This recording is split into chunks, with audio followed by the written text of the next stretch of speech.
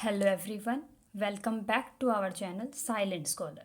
तो जैसे कि आप सबको पता है, हम पढ़ रहे हैं क्लास 12th की ऑर्गेनिक का first chapter that is halo alkane और हेलो एरीन्स। और अब तक हमने लेक्चर सीरीज़ में सारे इस प्रिपरेशन जो कि हेलो एल्केन्स की थी कंप्लीट कर ली हैं। अगर आपने उन लेक्चर सीरीज़ को नहीं देखा है तो please check out that videos, जिनका डिस्क्रिप्शन आप इसका लिंक जो आपको डिस्क्रिप्शन बॉक्स में मिल जाएगा। अब उसके बाद हमें आगे करना है प्रिपरेशन ऑफ हेलो एरीन्स, कि किस तरीके से हम अरीन टाइप के सिस्टम जो कि साइक्लिक सिस्टम्स हैं या जो एरोमेटिक सिस्टम्स हैं जो कि sp2 hybridised carbon, that means क्या है कि हेलोजन जिस कार्बन से अटैच है अगर वो sp2 हाइब्रिडाइज्ड है, उस टाइप के सिस्टम्स के अंदर हम कैसे हाइड्रोकार्बन का यूज़ करके वहाँ एरीन सिस्टम के अंदर हेलोजन को ऐड कर रहे हैं, that is preparation of hello arenes, जिसमें फर्स्ट मेथड है बाय हाइड्रोकार्बन। अब हाइड्रोकार्बन से हम क्या समझते हैं? Hydrogen plus carbon. तो हाइड्रोकार्बन वर्ड से हम ये समझ में आया कि हाइड्रोकार्बन किसी सिस्टम में अगर हैं तो बाय इलेक्ट्रोफिलिक सब्स्टिट्यूशन रिएक्शन करके हम वहाँ पे एरीन सिस्टम के अंदर भी हेलोजन को ऐड कर सकते हैं। फॉर एग्जांपल आप ले लीजिए टोल्विन।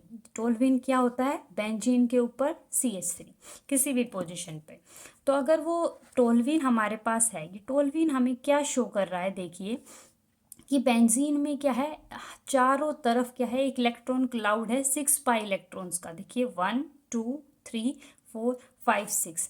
तो इस तरीके से 6 पाई इलेक्ट्रॉन्स का जो इलेक्ट्रॉन क्लाउड है, तो आप ये समझ सकते हैं कि बेंजीन के चारों तरफ इलेक्ट्रॉन्स की एक रिंग बनी हुई है। तो वो इलेक्ट्रॉन डेंसिटी उस पर काफ़ी रिच है, और ऊपर से उसके ऊपर एक ऐसा ग्रुप लगा दिया गया है जो कि इलेक्ट्रॉन रिलीजिंग ग्रुप है, जिसका प्लस आई इफेक्ट होता है। आप लोगों को पता होगा, आपने हाइड्रोकार्बन 11th क्लास में जो चैप्टर पढ़ा होगा उसमें आपने देखा होगा कि जो CH3 है उसका प्लस आई इफेक्ट होता है।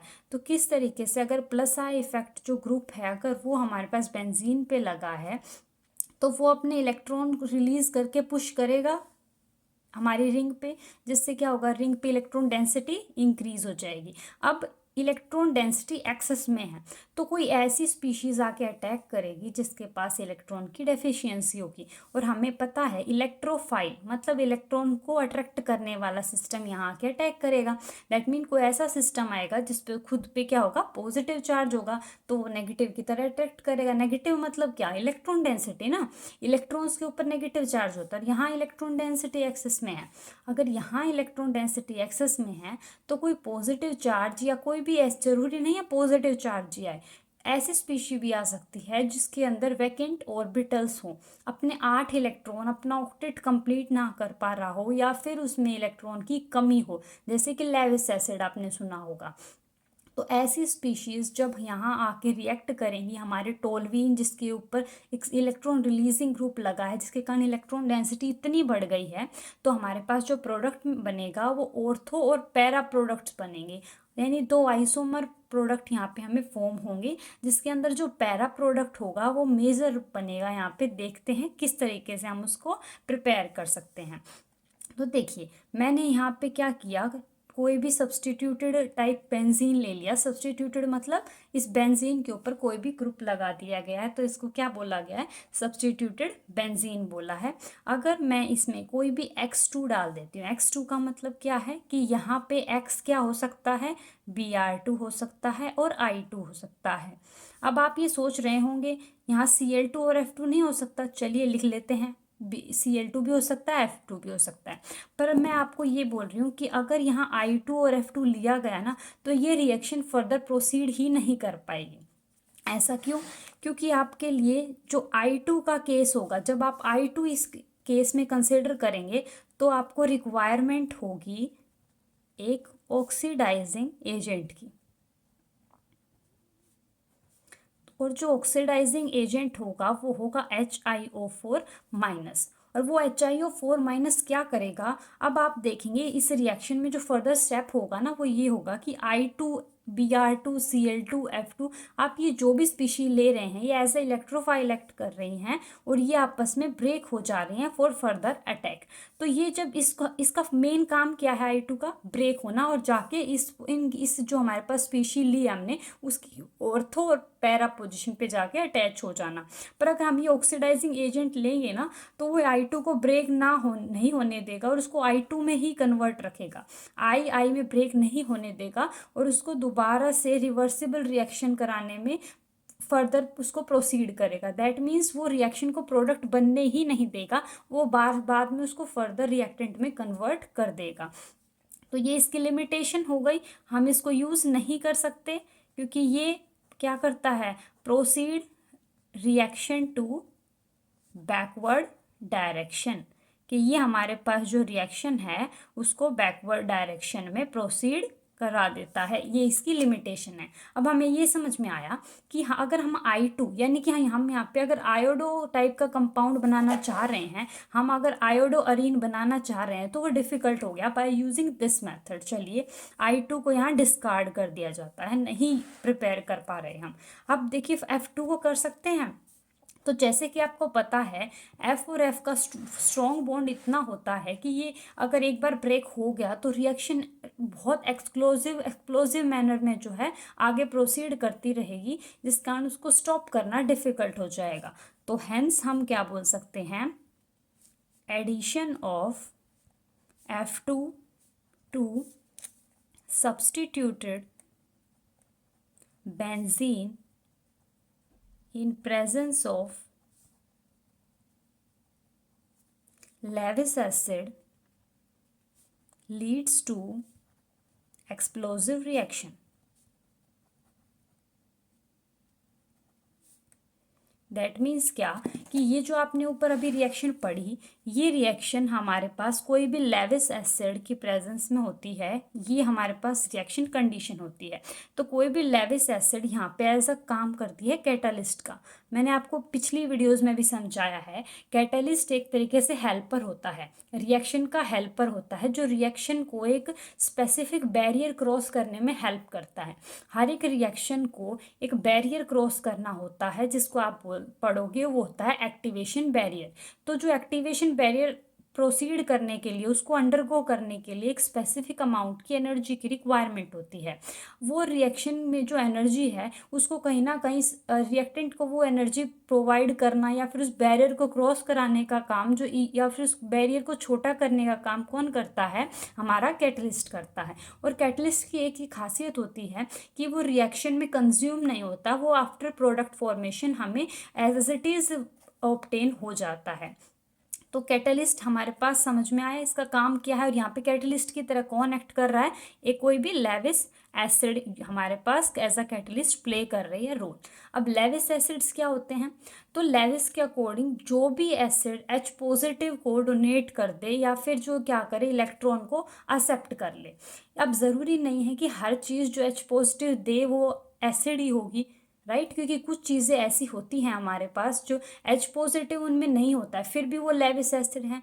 ऐसा क्यों, क्योंकि उनके अंदर वो अपनी ऑक्टेट को, अपनी वैलेंसी को पूरा नहीं कर पाए हैं, उनमें इलेक्ट्रॉन्स की कहीं ना कहीं डेफिशिएंसी है।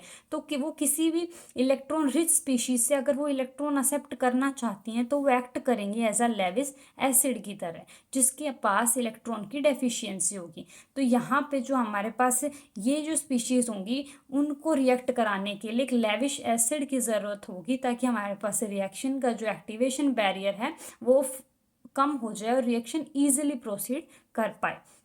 तो अब इस जो रिएक्शन का जो प्रोडक्ट होगा वो कुछ इस तरीके से हो सकता है कि CH3 यहाँ लगा ही हुआ है। अब इसके फर्दर जो पोजीशंस होती हैं, हमेशा जो भी अगर आपके पास सब्स्टिट्यूटेड प्रोडक्ट है उसकी फर्स्ट पोजीशन हमेशा ऑर्थो होती है, सेकंड हमेशा मेटा होती है, थर्ड पोजीशन हमेशा पैरा होती है। अगर यहाँ CH3 ना लगा होता तो आप किसी भी पोजीशन को ऑर्थो मेटा पैरा नहीं डिफाइन कर सकते। Ortho meta and para position are the respective position with respect to any substituent. जब तक आप कोई सब्स्टिट्यूएंट नहीं लगाओगे तो आप उसके विद रिस्पेक्ट ऑर्थो पोजीशन या मेटा पोजीशन डिफाइन नहीं कर सकते। देखिए अब आप लोगों के मन में क्वेरी आ रही होगी, क्या ये ऑर्थो नहीं है? है बिल्कुल। कोई भी सब्स्टिट्यूएंट है उसके जो फर्स्ट, उसके जस्ट साइड वाइज जो हमारे पास पोजिशंस होती हैं उनको हम बोलते हैं ortho positions. Just next positions are meta position, और जो बची रिमेनिंग पोजिशन है वो पैरा होती है। हैंस हमने क्या प्रूव किया कि किसी भी सिस्टम के अंदर 6 मेंबर जो सिस्टम होगा हमारे पास, स्पेसिफिकली 6 मेंबर, क्योंकि 7 मेंबर के अंदर तो पोजिशंस अलग अलग हो जाएंगी ना, तो हमारे पास जो कंडीशन होती है जिसपे ऑर्थो या मेटा या पैरा आ सकता है वो भी डिफरेंट हो जाएंगे। तो जो स्पेसिफिकली 6 मेंबर चेन्स होती हैं, 6 मेंबर सिस्टम है हमारे पास साइक्लिक सिस्टम, उसके अंदर ऑर्थो मेटा पैरा कितने होंगे वो हम आपको एक जनरलाइज्ड वे में बता सकते हैं। जैसे कि ऑर्थो कितने होंगे, हमेशा 2, Meta position 2 and para position 1। तो जो ऑर्थो पोजिशंस होती हैं उनको आप लिख भी सकते हो कि जो ऑर्थो पोजिशंस होती हैं वो हमारे पास होती हैं 1 2 सब्स्टिट्यूटेड प्रोडक्ट्स, और जो मेटा पोजिशंस होती हैं वो होती हैं आपके पास 1 3 सब्स्टिट्यूटेड प्रोडक्ट्स। ये 1 3 में क्या लिख रही हूँ, 1 3 का मतलब है कि 1 पे तो आपके पास ऑलरेडी प्रेजेंट सब्स्टिट्यूएंट है, उस सब्स्टिट्यूएंट से अगर आप काउंटिंग करने लगते हो तो जो थर्ड पोजीशन है वो उस पर अगर कोई भी ग्रुप लगा है, चाहे वो chlorine fluorine bromine OH CH Cl3 कुछ भी अगर लगा है तो वो मेटा पोजिशन उसको डिनोट की जाती है। आगे हम क्या लिख सकते हैं, पैरा पोजिशन। तो पैरा पोजिशन होती है 1 4 सब्स्टिट्यूटेड प्रोडक्ट पोजिशन। प्रोडक्ट, आप इसको पोजीशन लिख लीजिए, पोजीशन, यहाँ भी पोजीशन लिख देते हैं। हैंस हमने क्या सीखा कि अब हमारे पास अगर ये कंडीशन है, देखिए इलेक्ट्रोफिलिक सब्स्टिट्यूशन रिएक्शन था, तो इस रिएक्शन में क्या होगा, कंडीशन है रिएक्शन को होने के लिए कि आपको कोई भी कैटलिस्ट लेविस एसिड हम यहाँ यूज़ करेंगे। हम यहाँ पे FeCl3 आप आगे पढ़ेंगे, FeCl3 AlCl3, इनके पास अपने ऑक्टेट कंप्लीट नहीं है तो इनको हम एज अ कैटलिस्ट यूज़ करेंगे। डार्क कंडीशन होनी चाहिए, सनलाइट की प्रेजेंस नहीं होनी चाहिए, और अगर आप उसमें किसी भी इलेक्ट्रॉन रिच सिस्टम में अगर ऐड करेंगे तो उसकी ऑर्थो और पैरा पोजिशन पे I2 और F2 हम यहाँ नहीं ले सकते, तो आप Br2 और Cl2 लीजिए। फॉर एग्जाम्पल मैंने यहाँ पे X को कंसिडर किया है और X I या F में से कोई नहीं होना चाहिए, तो कोई भी X अगर मान लिया जाए तो पहली जो हमारे पास प्रोडक्ट है वो तो क्या बना, ऑर्थो, राइट। और अब एक और जो पोजिशन है जिसकी प्रोबेबिलिटी है बनने की वो क्या है हमारे पास, पैरा, पैरा पे भी X लगा दीजिए। तो ये हमारे पास ऑर्थो एंड पैरा प्रोडक्ट्स बन गए जिसके अंदर हेलोटोल्वीन बना है। मतलब ये है ऑर्थो हेलोटोल्वीन, देखो ये हेलो है ना, ऑर्थो हेलोटोल्वीन, पैरा हेलोटोल्वीन। सबसे पहले पोजीशन, फिर हेलोजन कौन सा है, फिर सब्स्टिट्यूटेड वाले का नाम। तो हमारे पास मान लीजिए कि X की जगह पे Br लगा है तो हमारे पास नाम क्या हो जाएगा, पैरा ब्रोमोटोल्वीन। कैसे किया हमने, पैरा पोजीशन के ऊपर हमारे पास जो भी ग्रुप लगा है उसका नाम और बाकी बचे हुए सारे ग्रुप का नाम क्या है, टोल्वीन। ऐसे ही हम ऑर्थो के लिए भी लिख सकते हैं, क्या लिखेंगे, ऑर्थो ब्रोमोटोल्वीन। मैंने ऐसा क्यों बोला कि मैंने X को मैंने क्या कंसिडर कर लिया, Br कंसिडर कर लिया, ठीक है। तो अब हम आगे पढ़ते हैं कुछ इसमें ही कि जैसे कि आपको दिख रहा है कि यहाँ ऑर्थो और पैरा प्रोडक्ट्स आ गए। अब आप कोई भी रिएक्शन लैब में करते हो तो आपको स्टार्टिंग मटेरियल ये दिया जाता है, आप उसमें ये चीज़ ऐड कर रहे हो ना, एज अ लिक्विड है तो आप ऐड कर रहे हो, तो आपको ये जो प्रोडक्ट है वो बीकर में मिल गए, पर आपको तो सिर्फ एक ही प्रोडक्ट चाहिए, फॉर एग्जाम्पल आपको ऑर्थो ही चाहिए या पैरा ही चाहिए, तो आप कैसे इनको सेपरेट करोगे, ये तो लिक्विड फॉर्म में है। अगर कोई 2 लिक्विड आपस में मिक्स हैं और किसी एक लिक्विड को सेपरेट करना है तो थिंक अबाउट कि what will you do to separate them. You will do that one will evaporate easily, so you can do by evaporation of separation of these two substances. तो सबसे पहले आप क्या करेंगे, आप इन दोनों substances को evaporate करेंगे, जो आसानी से evaporate हो जाएगा वो separate हो जाएगा, नीचे बचा हुआ आपको obtain हो जाएगा। आपको ये भी ध्यान रखना होगा कि आपका जो रिक्वायर्ड है कहीं वो तो सबसे पहले उड़ तो नहीं जा रहा इवेपोरेट करने से। फॉर एग्जांपल ऑर्थो वाले का जो बॉइलिंग पॉइंट है जहाँ पे वो बॉईल होना स्टार्ट होता है वो बहुत कम है, बहुत आसानी से बॉईल हो जाता है। फॉर एग्जांपल ये 50 डिग्री सेल्सियस पे बॉईल होना शुरू होता है और ये हमारा 70 डिग्री पे होना शुरू होता है। आपने 45 डिग्री तक टेम्परेचर बढ़ाया, जैसे ही आप थोड़ा थोड़ा टेम्परेचर बढ़ा रहे हो तो ऑर्थो तो उड़ जाएगा, बचेगा क्या, सिर्फ पैरा। पर आपको रिक्वायरमेंट ऑर्थो की ही थी और पैरा अब आपके पास बचा है, तो ये तो गलत हो जाएगा। तो आपको ये भी ध्यान रखना होगा कि आपको जिस कंपाउंड को बचा के रखना है, क्या उसका बॉइलिंग पॉइंट आपकी रेंज के अंदर है या आप उसको भी इवेपोरेट कर रहे हो। तो आपको ये बात ध्यान में रखना है। तो यहाँ पे हम एक लाइन लिख सकते हैं कि जो हमें प्रोडक्ट ऑब्टेन हुए हैं, that is ortho and para substituted products can easily separated on the basis of boiling point and their difference in melting point। अब देखिए, मैंने आपको बोला कि ऑर्थो एंड पैरा पोजिशंस के जो भी प्रोडक्ट्स हैं आप उनको सेपरेट कर सकते हो वाया इवेपोरेशन मेथड से। आप उनको बॉईल करने लगोगे तो बाय उनके डिफरेंट बॉइलिंग पॉइंट से और उनके डिफरेंट मेल्टिंग पॉइंट से, अब उनको आप मेल्ट भी करके देख सकते हो ना, तो आप उनके मेल्टिंग पॉइंट या बॉइलिंग पॉइंट के डिफरेंस पे भी उनको क्या कर सकते हो, सेपरेट कर सकते हो। अब मैं आपको बताती हूँ कि बॉइलिंग पॉइंट एग्जैक्टली होता क्या है। देखिए, हम एग्जाम्पल लेते हैं आपने जो प्रिपेयर किया वही ऑर्थो ब्रोमो टोलवीन, और एक है हमारे पास प्रोडक्ट, क्या है, पैरा ब्रोमो टोलवीन। दैट मीन्स अब आपके पास सॉल्यूशन में ये दो चीज़ें हैं, फर्स्ट ये है और सेकंड ये है। अगर मैं बात करूँ इनके बॉइलिंग पॉइंट की, किसका बॉइलिंग पॉइंट ज़्यादा होगा, अगर मैं बॉईल करने लगूंगी तो ज़्यादा बॉइलिंग पॉइंट किसका होगा। आप इनके स्ट्रक्चर देखेंगे और फिर हम बताएंगे कि कैसे हम बॉइलिंग पॉइंट का ऑर्डर निकाल सकते हैं, फिर उसको जनरलाइज भी कर देंगे। जैसे कि हमारे पास ये दो प्रोडक्ट्स के स्ट्रक्चर हमें ऑब्टेन हुए थे।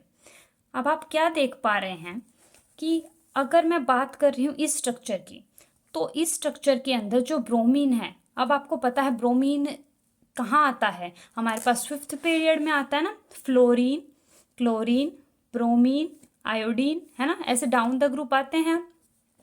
ये 2p इसकी वैलेंस शेल होती है, ये 3p होती है, ये 4p होती है, ये 5p होती है। तो ये कहाँ आया, 4p में आया, राइट। तो अब यहाँ जो इसका लास्ट शेल है फ्लोरीब्रोमीन का, वो 4p में आया है। दैट मीन्स इसका साइज काफ़ी बड़ा है, क्योंकि डाउन द ग्रुप जैसे जैसे हम जाते हैं वैसे वैसे साइज बढ़ता है। तो ब्रोमीन का साइज काफ़ी बड़ा, इनफ बड़ा है हमारे पास। तो अब हमारे पास ये इसका साइज बड़ा हो गया और इसका साइज भी काफ़ी बड़ा है। कोई भी दो बल्कि चीज़ आपस में लगी हुई हैं तो वो आपस में कोशिश करेंगे कि एक दूसरे को रिपेल करें, एक दूसरे से दूर रहने की कोशिश करेंगे। तो इन दोनों का काफ़ी बड़ा साइज होने के कारण इनके wander wall forces of attraction भी ज़्यादा रहेंगे। और इसमें आप देख रहे हैं कि दोनों बल्कि चीज़ जो है अपोजिट लगी हुई हैं, बिल्कुल एक दूसरे के पैरेलल हैं, बिल्कुल एंटी पैरेलल हैं। एक अगर ऊपर है तो एक नीचे है, ताकि कोई भी डिस्टर्बेंस क्रिएट ना हो। तो यहाँ जो आप देख रहे हैं, यहाँ पे जो इंटरेक्शंस हैं उनके बीच में, दो बल्कि चीज़ों के बीच में, वो कहीं ज़्यादा हैं और यहाँ इंटरेक्शन ना के बराबर है। तो बॉइलिंग पॉइंट का मतलब ही क्या होता है कि किसी भी चीज़ को आप बॉयल करते जाएं ताकि हीट प्रोवाइड करते जाएं, और एक ऐसा पॉइंट आए कि जब वो हीट से जो वेपर्स बनते हैं, उन वेपर से क्रिएट होने वाला वेपर प्रेशर और आपके एटमॉस्फेयर का जो एटमॉस्फेरिक प्रेशर है, अगर वो बराबर हो जाएगा तो वो चीज़ बॉयल होके इवेपोरेट हो जाएगी, उड़ जाएगी। यानी कि बॉइलिंग पॉइंट पे हमारे पास क्या होता है, जो वेपर बन रहे होते हैं उस सब्सटेंस के, दैट मीन उससे जो वेपर प्रेशर क्रिएट होता है, अगर वो हमारे एटमॉस्फेयर के प्रेशर से बराबर हो जाए तो हम बोलते हैं वो चीज़ इवेपोरेट कर जाती है। इस चीज़ पॉइंट को ही हम क्या बोलते हैं, बॉइलिंग पॉइंट बोलते हैं। तो जो हमारे पास ऑर्थो प्रोडक्ट है, इसके अंदर बहुत स्ट्रॉन्ग क्या है, वैन डर वाल फोर्सेस ऑफ अट्रैक्शन है। मैंने आपको बताया ना कि ये काफ़ी क्लोज हैं एक दूसरे के और ये काफ़ी दूर दूर हैं, तो इनके अंदर तो इंटरेक्शन ना के बराबर है। अगर इंटरेक्शन ही नहीं है तो उनको तोड़ने के लिए एनर्जी भी कम लगेगी, एनर्जी कम लगेगी तो वेपर आसानी से बन जाएंगे और बॉइलिंग पॉइंट बहुत जल्दी आ जाएगा। तो देखिए इसका बॉइलिंग पॉइंट तो बहुत कम हुआ ना, बहुत जल्दी उसके वेपर प्रेशर बन गए क्योंकि उनके अंदर इंटरेक्शन ही नहीं है। बॉइलिंग पॉइंट का मतलब होता है किन्हीं भी दो चीज़ों के बीच में बनने वाला जो बॉन्ड है उसको तोड़ देना, और उस बॉन्ड को तोड़ने के लिए कितनी अमाउंट ऑफ एनर्जी रिक्वायर्ड हुई, वो हमारे पास बॉइलिंग पॉइंट है। अब इन दो चीज़ों के अंदर अब देखिए आप, हमारा जो सॉल्यूशन होगा उसमें खाली एक तो पैरा नहीं होगा ना, बहुत सारे पैरा का क्या होंगे आपके पास, एटम्स मॉलिक्यूल्स आपस में से जुड़े होंगे। तो उन सब ऐसे बहुत सारे स्ट्रक्चर्स जो होंगे वो आपस में जुड़े होने के कारण उनमें बहुत कम इंटरेक्शन है। तो ऐसे जो कंपाउंड्स होंगे उनका स्ट्रक्चर को अगर आपको तोड़ना है, तो अगर आप उनको इवेपोरेट कराना है तो आपको क्या करना है, कम एनर्जी लगानी पड़ेगी एज कंपेरिजन टू इन वाले स्ट्रक्चर्स के कंपैरिजन में। तो हम क्या बोल सकते हैं कि जो बॉइलिंग पॉइंट हमारे पास होगा वो ऑर्थो वाले जो पोजीशन है उनका ज़्यादा होगा एज कंपेरिजन टू पैरा वालों पोजिशंस के। और अगर हम इसको जनरलाइज करें तो हम क्या बोल सकते हैं कि ऑर्थो पोजिशन वाले जितने भी कंपाउंड होते हैं उनका सबसे ज़्यादा होता है एज कंपेरिजन टू पैरा, और सबसे कम होता है मेटा पोजिशंस वालों का। इसको आप याद भी कर सकते हैं। ये जो बॉइलिंग पॉइंट का जो ऑर्डर है ये आपको काफ़ी बेनिफिशियल होगा जब आप क्वेश्चंस में इसको यूज़ करेंगे कि आपको अरेंज करना होगा, जब आपको बहुत सारे मॉलिक्यूल्स दे दिए जाएंगे और उनको अरेंज करना होगा बॉइलिंग पॉइंट के बेसिस पे। तो ऑर्थो वाले का सबसे ज़्यादा बॉइलिंग पॉइंट है। अगर हम इवेपोरेट करने लगेंगे तो सबसे पहले तो पैरा उड़ जाएगा, बचेगा क्या, सिर्फ ऑर्थो, और ऑर्थो हमें चाहिए होता है, हम उसको क्या कर लेंगे, सेपरेट आउट कर लेंगे। Hence by electrophilic substitution reaction से हम ऑर्थो प्रोडक्ट को as a major product separate out कर लेंगे और पैरा प्रोडक्ट जो है वो इवेपोरेट हो जाएगा। अब हम क्या देख रहे हैं, एक अलग मेथड देख रहे हैं जिससे हम हेलो एरिन्स की प्रिपरेशन कर सकते हैं, that is Sandmeyer's reaction. ये एक नेम रिएक्शन है, काफ़ी इंपॉर्टेंट रिएक्शन है जिसको आप फर्दर आगे भी चैप्टर्स में यूज़ करेंगे। तो देखिए इसमें होता क्या है, इसमें जो फर्स्ट लाइन है इस रिएक्शन की जो कि आपको हमेशा याद रखनी है, जो कि क्या है, इसमें प्राइमरी एरोमेटिक अमीन का यूज़ होता है। अब आप सोच रहे होंगे ये प्राइमरी तो वर्ड समझ आया, एरोमेटिक भी कहीं ना कहीं, अमीन क्या होता है, आपने अमोनिया सुना है, अमोनिया का फॉर्मूला क्या होता है, NH3। अब आप इस N को तो चेंज नहीं कर सकते अमोनिया में क्योंकि नाइट्रोजन ही चला गया, तो फिर अमोनिया का मतलब ही क्या है। तो अगर मैं इसके तीन, अब इसका स्ट्रक्चर बनाते हैं और फिर समझते हैं। आपने केमिकल बॉन्डिंग में इसका स्ट्रक्चर पढ़ा होगा, इसका स्ट्रक्चर होता है पिरामिडल टाइप से, और इसकी जो हाइब्रिडाइजेशन होती है दैट इज sp3, और इसकी ज्योमेट्री जो आएगी वो क्या आएगी, टेट्राहेड्रल। हमने इसकी हाइब्रिडाइजेशन कैसे निकाली, 1 2 3, 3 सिग्मा बॉन्ड से तो sp2 आती, पर यहाँ पे इस लोन पेयर को भी हाइब्रिडाइजेशन में इंक्लूड किया गया है। 1 2 3 4, 4 जो सिग्मा बॉन्ड्स हैं उनसे क्या बनती है हाइब्रिडाइजेशन, sp3। अब देखिए अगर मैं इस एक हाइड्रोजन को हटा के आपके पास एल्काइल ग्रुप ऐड कर दूं, एल्काइल ग्रुप क्या था, R ग्रुप, मतलब कोई भी कार्बन कंटेनिंग जो सिस्टम है अगर उसको मैं ऐड कर दूं तो ये बन जाएगा RNH2। अगर ये R एक सिंगल कार्बन है तो ये हमारे पास बन जाएगा क्या, प्राइमरी अमीन। मतलब ये कार्बन अगर सिर्फ हाइड्रोजन से अटैच है तो वो क्या है, प्राइमरी है, अगर किसी और कार्बन से अटैच होता तो सेकेंडरी हो जाता। अब ये सिर्फ एक कार्बन से अटैच, जो हम मतलब एक कार्बन जो सिर्फ हाइड्रोजन से अटैच है, किस टाइप से, जैसे देखिए CH3 टाइप से कुछ सिस्टम है, और वो अगर नाइट्रोजन से आके अटैच हो जाता है यहाँ पर, तो ये हमारे पास क्या कहलाता है, प्राइमरी अमीन। मैंने यही बोला है कि प्राइमरी एरोमेटिक अमीन, एरोमेटिक का मतलब क्या है कि इस तरीके से बेंजीन टाइप का कोई सिस्टम है जो हक्कल रूल को फॉलो कर रहा है, जो साइक्लिक भी है, प्लेनर भी है, sp2 हाइब्रिडाइज्ड भी है। ऐसे सिस्टम के ऊपर अगर आपके पास अमीन सिस्टम लग जाता है तो इस अमीन सिस्टम का यूज़ करके हम कहीं ना कहीं हमारे एरोमेटिक जो सिस्टम है उसके ऊपर हेलोजन्स को भी ला सकते हैं। जो हमारे पास इनिशियल जो स्टार्टिंग मटेरियल होगा वो ये होगा। इसको आप फर्दर बाद में अपने ऑर्गेनिक में नाम भी दोगे जिसका नाम होगा एनिलीन। जैसे आपने देखा था ना, बेंजीन के ऊपर CH3 लगा देते थे, तो आप इसको क्या बोलते थे? टोलवीन बोलते थे ना, इसका कॉमन नेम। तो ऐसे ही अगर बेंजीन के ऊपर NH2 लगा है तो उसको आपको एनिलीन भी बोल सकते हो। वैसे ये है क्या, ये किस तरीके से कैटेगराइज किया जा सकता है? तो हम बोलेंगे इसको, दिस इज प्राइमरी। देखिए NH2 किसी कार्बन से अटैच है जो कि हमारे पास प्राइमरी है, तो ये क्या है? प्राइमरी एरोमेटिक अमीन है, जिसको हम एनिलीन भी बोलते हैं। तो ये हमारे पास स्टार्टिंग मटेरियल है। चलिए अब देखते हैं कि हम इस प्राइमरी एरोमेटिक अमीन से किस तरीके से हेलोजन को इस पे अटैच कर सकते हैं और हमारे पास हेलो एरीन टाइप का कॉम्प्लेक्स तैयार कर सकते हैं। तो जब हम एनिलीन को, चलिए पहले हम डेफिनेशन लिख लेते हैं ताकि हमें क्लियर हो जाए कि हमें करना क्या है। कि when a primary aromatic amine dissolve in aqueous mineral acid, आप यहाँ मिनरल एसिड जो है वो हमारे पास HCl भी हो सकती है, H2SO4 भी हो सकती है, हमने HCl कंसिडर किया है, ठीक है। और HCl किसको किसके अंदर डाला है? सोडियम नाइट्राइट में। अब सोडियम नाइट्राइट का फॉर्मूला क्या होता है? NaNO2। आगे मैं आपको एक्सप्लेन कर रही हूँ कि नाइट्रेट, नाइट्राइट, सल्फेट, सल्फाइट में क्या फ़र्क होता है, जिससे आपको कभी भी इनकी नेमिंग में प्रॉब्लम नहीं आएगी। उससे क्या होगा? ए डाइजोनियम सॉल्ट इज फॉर्म्ड।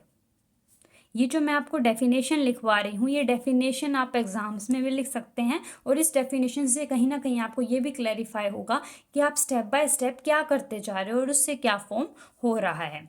अब आगे आप क्या करेंगे? Mixing the solution with freshly prepared Cu2Cl2, जिसको आप बोलते हैं क्यूप्रस क्लोराइड, क्यूप्रस क्लोराइड या फिर bromide, results in replacement of diazonium group by Cl और Br। इस रिएक्शन को, this reaction known as Sandmeyer's reaction. अब देखिए, आप इसे खुद पढ़ सकते हैं कि जब आपके पास कोई प्राइमरी एरोमेटिक अमीन, जिसको आपने एनिलीन का नाम दिया, अगर आप उसको मिनरल एसिड के साथ ट्रीट करते हैं और उसमें डालते हैं सोडियम नाइट्राइट, तो आपके पास एक डायजोनियम सोल्ट प्रिपेयर हो जाता है, ठीक है। और फिर आपको क्या करना है? उसके अंदर फ्रेशली प्रिपेयर्ड सॉल्यूशन डालना है, किसका? Cu2Cl2 या फिर Cu2Br2। अब वो डिपेंड ये करेगा, अगर आपको क्लोराइड चाहिए तो आप Cu2Cl2 डालिए, अगर आपको ब्रोमाइड चाहिए मतलब प्रोडक्ट में, तो आप Cu2Br2 डालिए। अब जो डाइजोनियम सोल्ट बना था ना, इस डाइजोनियम ग्रुप को हमारे पास Cl या Br रिप्लेस कर देंगे। इसी रिएक्शन को हम क्या बोलते हैं? सैंडमेयर्स रिएक्शन। तो देखिए, इस रिएक्शन को करके देखते हैं क्या है करना है। इस रिएक्शन में हमारे पास सबसे पहले primary aromatic amine that is aniline को हमें लेना है, ठीक है। अब आप देख सकते हैं ये जो नाइट्रोजन के लोन पेयर हैं, ये एक रेजोनेंस में इन्वॉल्व होके इसको इलेक्ट्रॉन रिच बना दे रहे हैं। तो यहाँ जो हमारे पास जो क्या बोलते हैं ये मैकेनिज्म इन्वॉल्व होता है, वो क्या है? इलेक्ट्रोफिलिक सब्स्टिट्यूशन रिएक्शन ही है। तो उसमें सबसे पहले हमने क्या करना था? डायजोनियम सोल्ट प्रिपेयर करना था। सबसे पहले हमने HX ऐड किया at 0 to 5 degree Celsius cold के ऊपर। तो जो रिएक्शन इन्वॉल्व होगी यहाँ पे वो बन जाएगा डायजोनियम सोल्ट हमारे पास, that is N2 positive and X minus. ये हमारे पास होता है क्या? Benzene diazonium halide.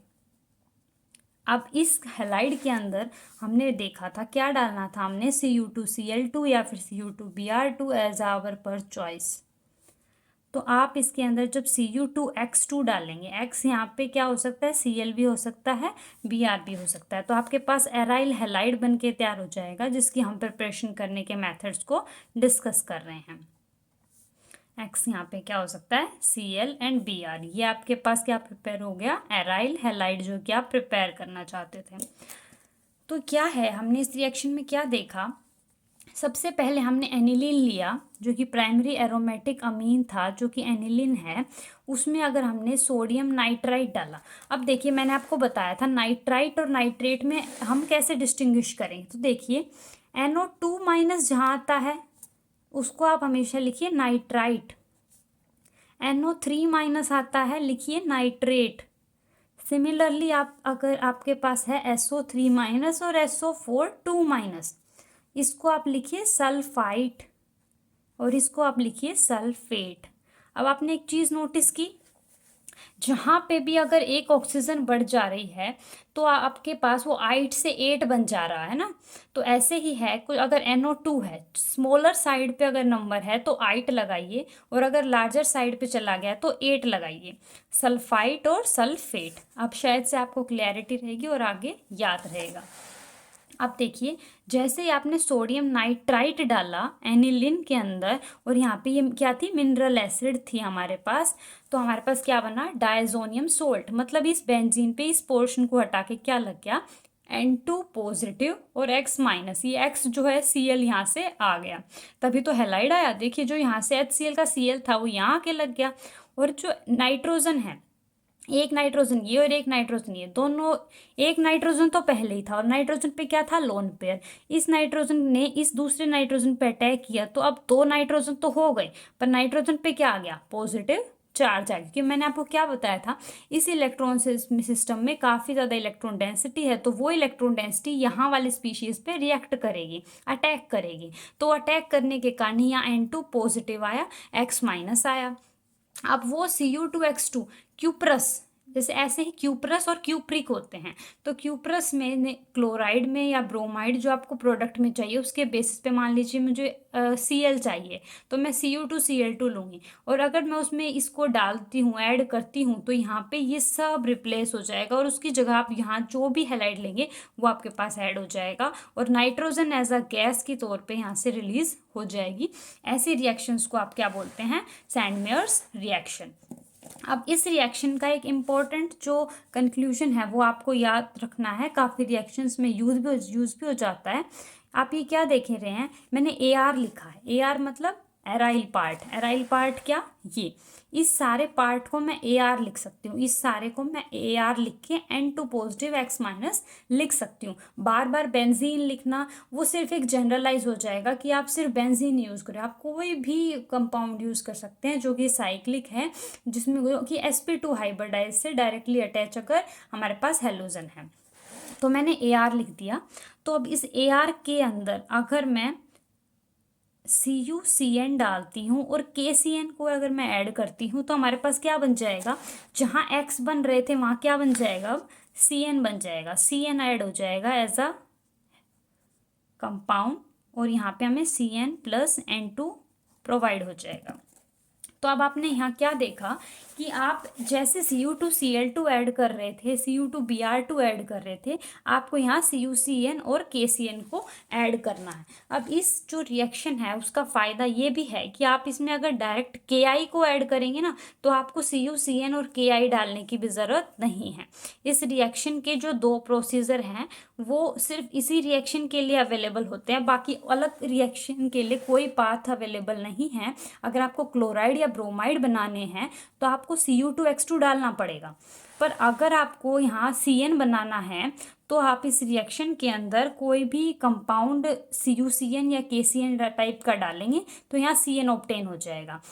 अगर आप AR में N2 पॉजिटिव X- डालते हैं और Ki डालते हैं, तो अब आपको क्या ऑब्टेन होगा, देखिए अब हम वो प्रोडक्ट लिखते हैं तो यहाँ पे प्रोडक्ट में I ऑब्टेन हो जाएगा। आप क्या देख रहे हैं कि अगर आप यहाँ पे Cl या Br प्रिपेयर करना चाहते थे तो आपको Cu2X2 डालना पड़ा, पर अगर आपको आयोडीन प्रिपेयर करना है तो आपको Cu का कोई भी कंपाउंड डालने की ज़रूरत नहीं है, सिर्फ Ki डाल दीजिए। हेलोजन वाला जो कंपाउंड है उसके अंदर अगर आप डाइजोनियम हेलोजन कंपाउंड जो है उसके अंदर सिर्फ KI भी डाल देंगे तो भी आपका जो एराइल ग्रुप है उसके ऊपर I डायरेक्ट लग जाएगा। दैट मीन्स कंक्लूजन से हम ये बोल सकते हैं कि जो हमारे पास एराइल टाइप के हेलोजन कंपाउंड्स होते हैं उनके प्रिपरेशन करने में इलेक्ट्रोफिलिक सब्स्टिट्यूशन रिएक्शन और हमारे पास सैंडमेयर्स रिएक्शन एक इम्पॉर्टेंट रोल प्ले करती हैं। इसका अगर मैं ओवरव्यू आपको दोबारा दूँ तो सिंपल एक ही काम करना है आपको एनिलीन के अंदर सोडियम नाइट्राइड डालना है, HCl डालना है। यहाँ पे क्या बन जाएगा, diazonium salt, diazo compound होता है, नाइट्रोजन को एजो बोलते हैं, तो डाया एजोनियम सोल्ट। सोल्ट क्यों आया, एक पॉजिटिव एक नेगेटिव जहाँ आ जाता है उसको सोल्ट बोलते हैं। पर यहाँ सोल्ट की जगह पे क्या है, हेलाइड्स हैं, है ना, Cl है, Br है, तो हमारे पास इसको हेलाइड बोला, बेंजीन डायजोनियम हेलाइड।